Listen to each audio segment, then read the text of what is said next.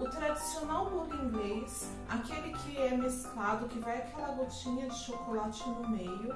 E também nós vamos fazer aqui o bolo de cereja com gotas de chocolate. Para começar, nós vamos colocar na batedeira os seguintes ingredientes. Primeiro, 200 gramas de manteiga ou margarina.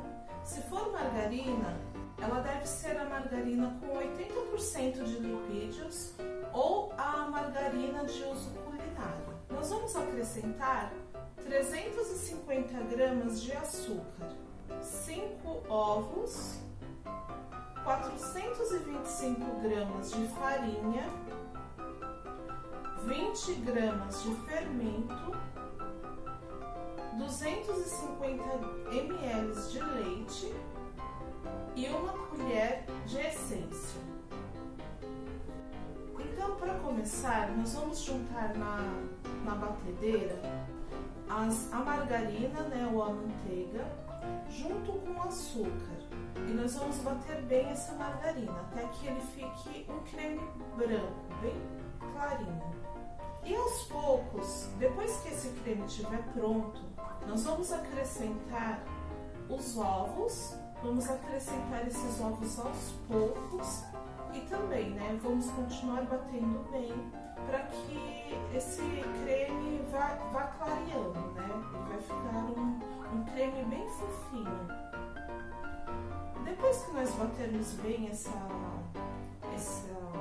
mistura, nós vamos acrescentar aos poucos a farinha.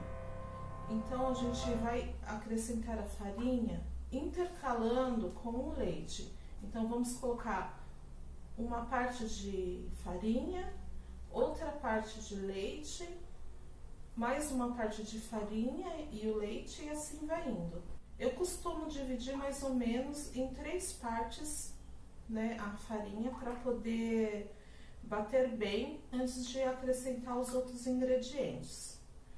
E aí, quando a nossa massa já estiver bem uniforme, nós vamos acrescentar a essência de baunilha. Então, eu preciso de 1 colher de essência de baunilha.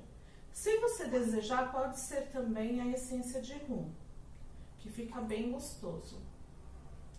E por último, depois que estiver bem batido, nós vamos acrescentar o fermento. E aí nós vamos bater levemente. Então a nossa massa ela já está pronta. E aí nós vamos dividir essa massa em 2 partes para a gente poder fazer os 2 sabores. E para o primeiro sabor, que seria de gotas de chocolate e cereja, nós vamos precisar de 80 gramas de cerejas picadas e 80 gramas de gotas de chocolate. Então, na metade da massa a gente vai acrescentar a cereja e as gotas de chocolate e vamos só misturar com delicadeza, né? Levemente, para que a nossa não interfira na nossa massa. Se formos usar a forma de furo, nós vamos precisar untar e enfarinhar. Se nós formos usar a forma de papel, ela não precisa ser untada, ela vai direto ao forno. Eu geralmente costumo colocar essas formas de papel dentro de uma outra forma maior, né? Para não ter o risco de queimar. E aí nós vamos para o outro bolo, né? Para o outro sabor. Essa outra metade da massa nós vamos dividir em 3 partes e uma das partes nós vamos acrescentar 25 gramas de chocolate 50% e vamos misturar bem.